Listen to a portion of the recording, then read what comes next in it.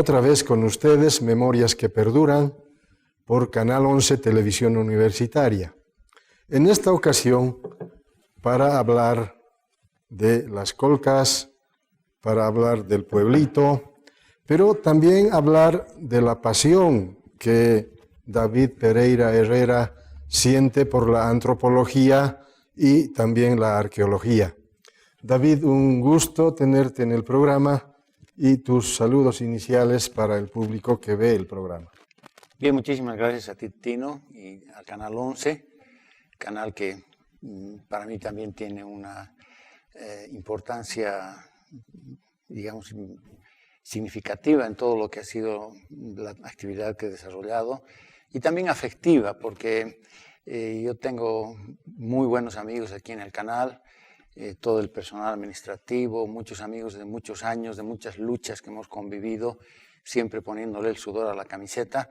Y desde ya saludo a toda la teleaudiencia de Canal 11 con todo su estilo y la perspectiva particular con la que trabaja y que nos plantea siempre una línea interesante de alternativas diferentes a lo que los demás medios de comunicación nos saturan y nos bombardean diariamente.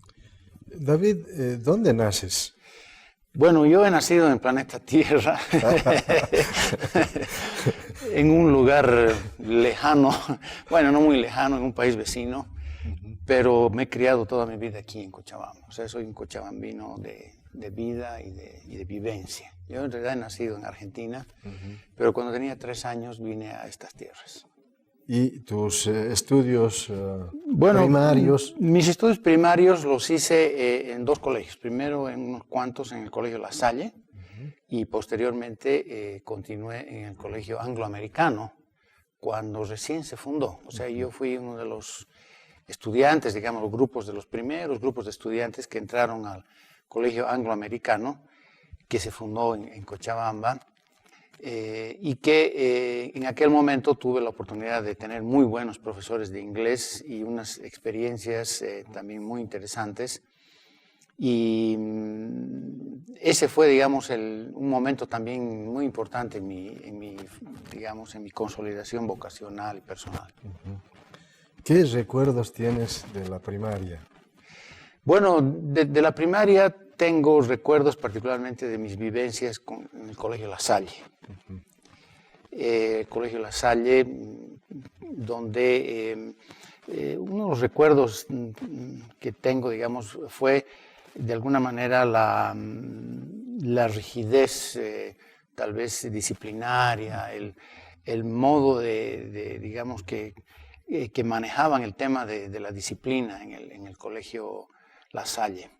Y también las otras cosas que recuerdo mucho del Colegio La Salle fueron las actividades artísticas que se hacían en aquel entonces, muy fuertemente motivadas, muy fuertemente apoyadas por los sacerdotes y los religiosos españoles que había en aquel entonces, que promovían constantemente actividades artísticas. Y recuerdo siempre, digamos, primero las verbenas, las peñas y también las actividades en el teatro particularmente. Y de aquel entonces me acuerdo, por ejemplo, las zarzuelas que se organizaban y se hacían en el colegio y que eran, pues, para mí, era, digamos, una satisfacción, era un disfrute, un distraerme, pues, muy, muy grato, que yo lo mantengo en el recuerdo.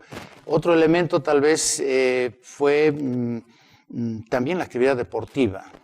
Yo recuerdo que de niño también participaba en las actividades deportivas, así que tengo muy buenos recuerdos de esa época en colegio y en la época de la primaria.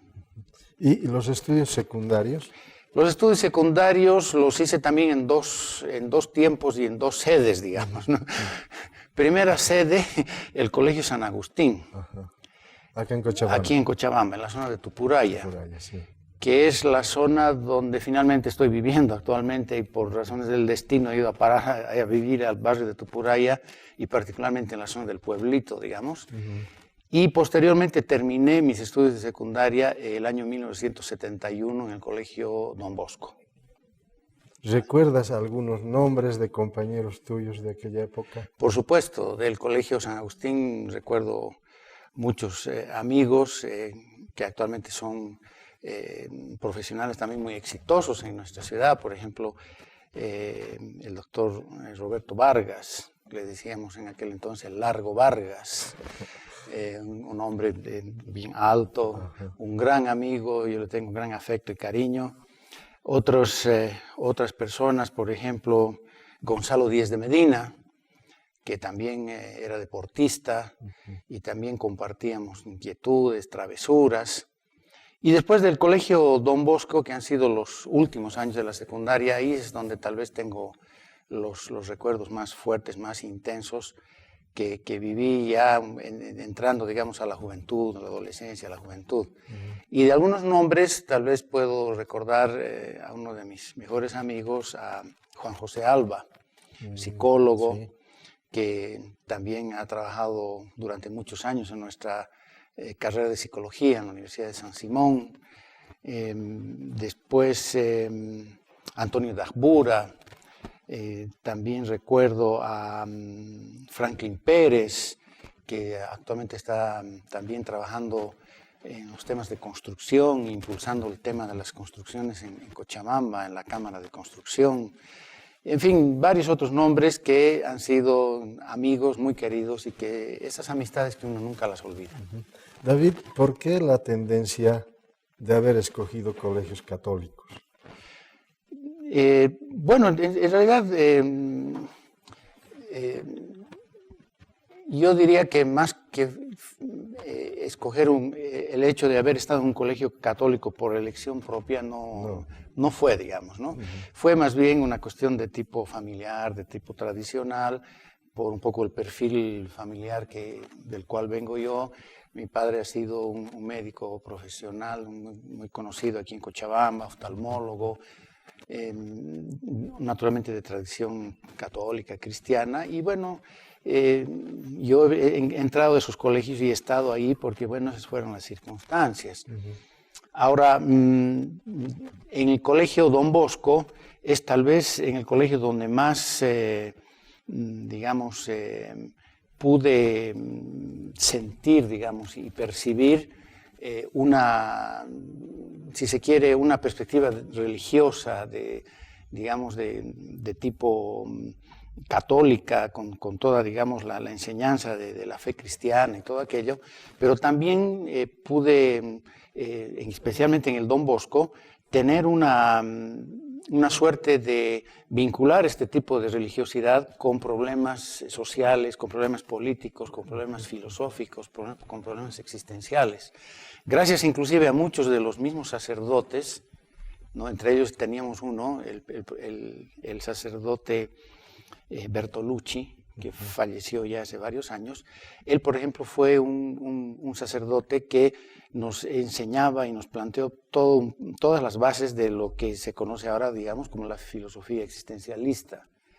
Y todo eso ligado a un discurso religioso, pues era una combinación muy interesante. Entonces, mi religiosidad, podríamos decir, ha sido una religiosidad que se ha combinado con esos temas, y eso también me hizo y se compatibilizó con el tipo de personalidad que tengo de ser sensible a situaciones que tienen que ver con nuestro entorno, con nuestra cultura, con nuestros temas actuales, etc.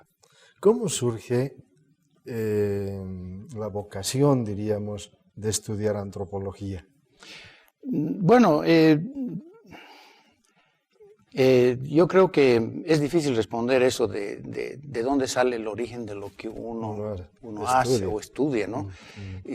Algunos tal vez lo tienen visualizado en cierta forma, pero quizás en mi caso yo diría que ha sido una vocación que la he tenido siempre, y que estando aquí en Cochabamba, pues la sensibilidad la fui un poco adquiriendo en el ámbito de la secundaria, y finalmente apenas terminé del bachillerato y ya estaba en el momento de entrar a continuar con los estudios universitarios en la universidad, etcétera, etcétera, tuve la oportunidad de tener una gran maestra que fue doña Geraldine de Caballero, que fue mi profesora de inglés precisamente en el Colegio Angloamericano, y que después, cuando yo ya estaba en esto de ver a dónde voy, qué estudio, qué no estudio, qué sé yo, pues mis primeras armas fueron, o mis primeros intentos fueron, vamos a decir, en el área de arquitectura, donde la conocí precisamente a doña Geraldine con toda la perspectiva del tema del patrimonio arquitectónico, colonial,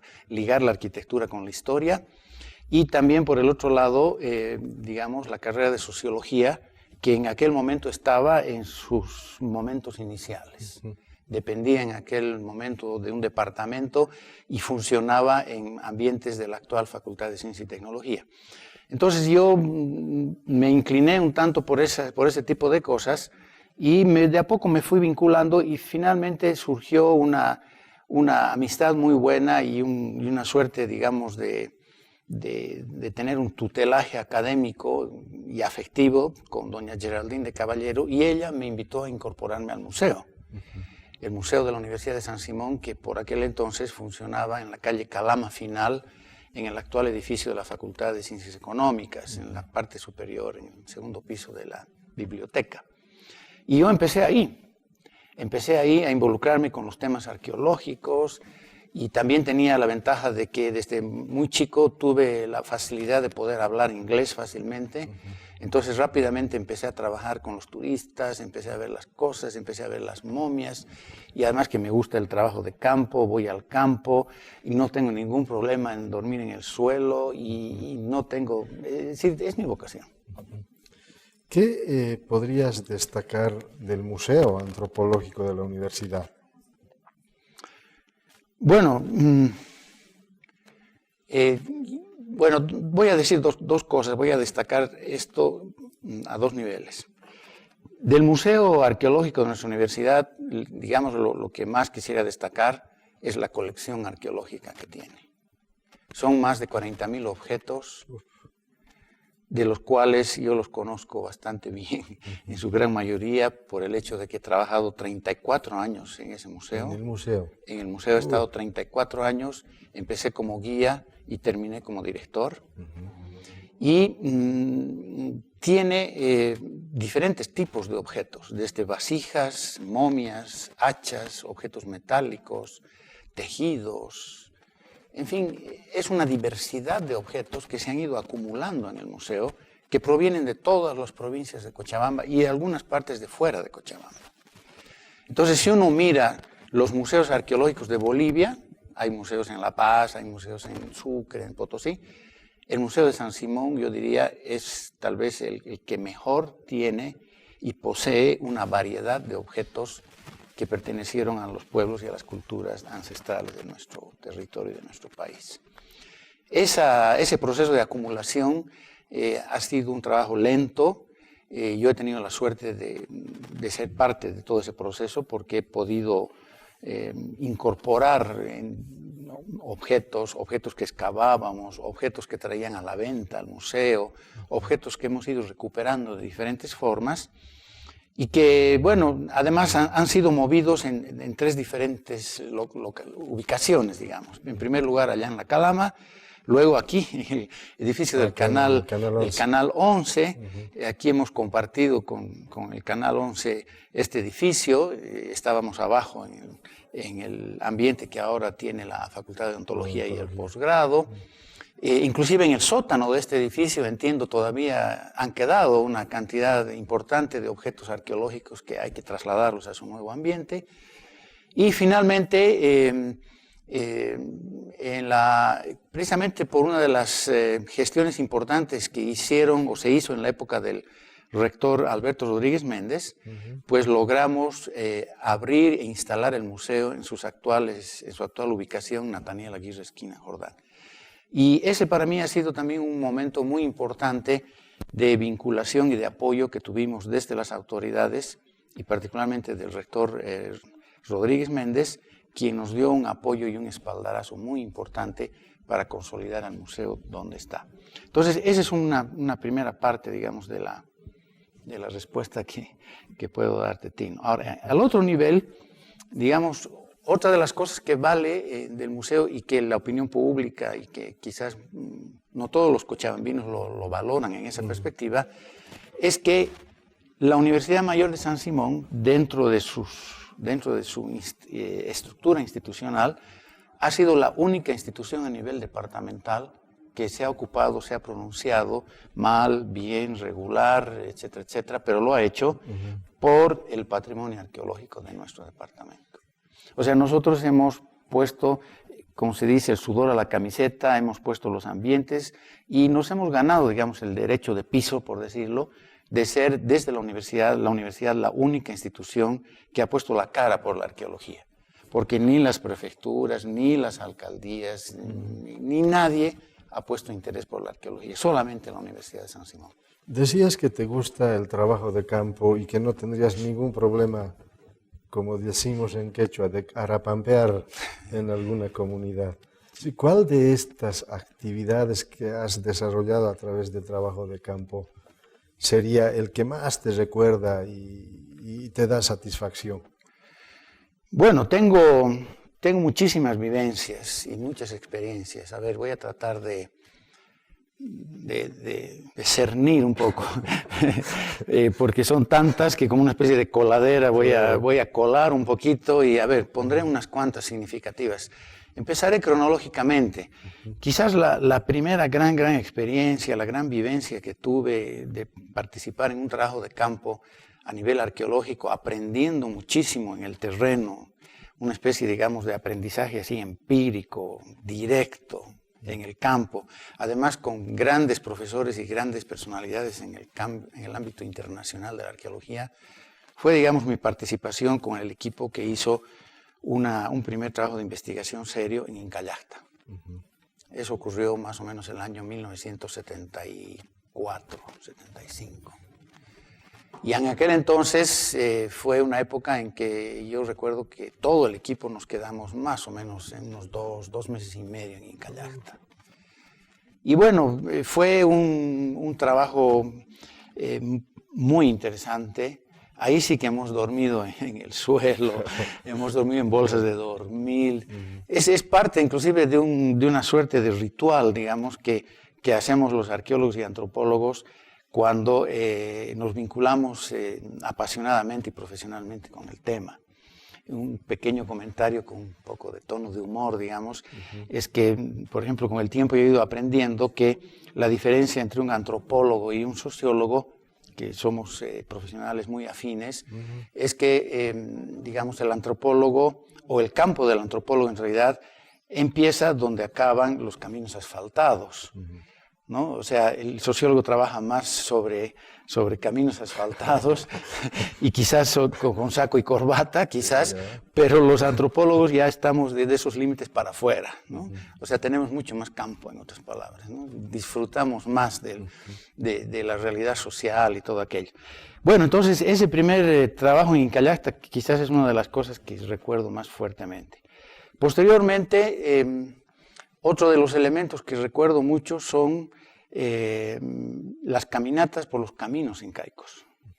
Yo tuve la suerte de participar el año 76 de un proyecto internacional y hicimos el recorrido a pie de un fragmento importantísimo del antiguo Capajñán, que fue, como todos saben, Capajñán era el nombre que daban los incas a los caminos, y en este pedazo era una especie de camino importante, un camino troncal que comunicaba la zona de Oruro con Cochabamba.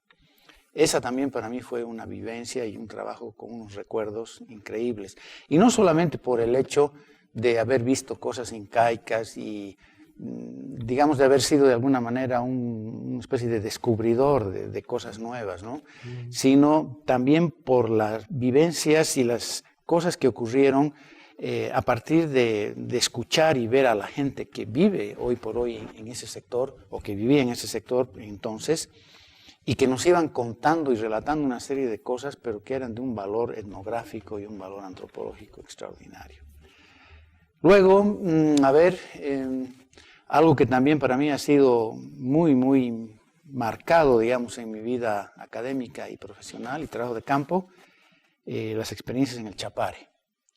Yo, con mis compañeros del museo y particularmente con mi colega Ramón Sancetenea y otro colega más norteamericano ya fallecido, el doctor Brockington, formamos una perspectiva de trabajo y un equipo que por primera vez nos hemos metido, vamos a decir, a hacer la arqueología del Chapare. Entonces, lo que hemos hecho nosotros es absolutamente nuevo, pionero podríamos decir, porque somos los únicos que hemos trabajado en el Chapare y hemos encontrado una cantidad impresionante de datos arqueológicos. Y un poco para cerrar la pregunta de trabajos de campo, quizás en lo que más fuertemente me he involucrado estos últimos 5 o 6 años es en el tema, primero, de la investigación de la ubicación de Canata y la villa de Oropesa en el Valle de Cochabamba, y naturalmente el proyecto de las Colcas en Quillacollo, que es un tema que realmente, son 2 temas que me apasionan mucho, y en el caso de las Colcas me da mucha pena porque en las Colcas que están bajo jurisdicción del municipio de Colcapirua, pues ahí las Colcas lastimosamente están sufriendo una agresión increíble y bajo una muy indiferente actitud del municipio de Colcapirua. Hablemos inicialmente sobre tu libro, la ubicación de Canata y los 2 lugares fundacionales de la villa de Oropesa. En tu criterio, según trabajos de investigación, habrían 2 lugares de fundación. Convendría que lo expliques a la audiencia. Sí, en realidad existieron pues 2 lugares y 2 momentos fundacionales. Porque la villa de Oropesa fue fundada por orden y siguiendo una política, digamos, de colonización y de consolidación de la colonia española en América. Fue fundada por orden del virrey Toledo, quien desde el Cusco, desde la ciudad de Cusco, hizo un nombramiento para que se ocupe de hacer esta fundación y además sea el primer corregidor de esa villa, a un español llamado Osorio. Jerónimo Osorio. Y este señor Jerónimo Osorio pues recibió su nombramiento, inclusive recibió el sueldo, recibió un papel así como una especie de nombramiento, como una especie de memorándum podríamos decir, y desde el Cusco se vino caminando hasta Cochabamba y llegó aquí el 30 de noviembre de 1571 y a la gente que ya estaba aquí, indígenas, españoles, en fin, diferentes tipos de personas que había aquí, les dijo, bueno, miren, yo tengo aquí mi nombramiento y voy a cumplir esto que me han encargado. Entonces, él en ese momento hizo una fundación en unas tierras que él determinó, que consideró él que eran las adecuadas, y hizo la primera fundación el año 1571. Pero resulta que esas tierras tuvieron anteriormente un dueño. Y ese dueño, naturalmente, cuestionó la fundación, pidió que se le indemnice, que se le reconozcan, etcétera, etcétera. Ese señor se llamaba Garcís Ruiz de Orellana y entraron en litigio. ¿No? Ya desde los años, empieza la fundación de Cochabamba y empiezan los litigios. Bien, entonces entran en litigio y se suspende, vamos a decir, la fundación en aquel lugar que determinó Osorio. Ahora, lo interesante es dónde estaba ese lugar que determinó Osorio, y esta es una de las grandes sorpresas y revelaciones del libro, es que la primera fundación de Osorio, el año 1571, se produjo en inmediaciones de lo que hoy sería la Facultad de Ciencia y Tecnología de nuestra universidad. Y el primer barrio, podríamos decir, que Osorio ya tenía planificado armar e inclusive hacer la distribución de lotes, podríamos decir, fue Las Cuadras. Entonces, históricamente, en este libro se demuestra y se explicita de que el primer barrio que tuvo la villa de Oropesa, después llamada Cochabamba, pues eran Las Cuadras.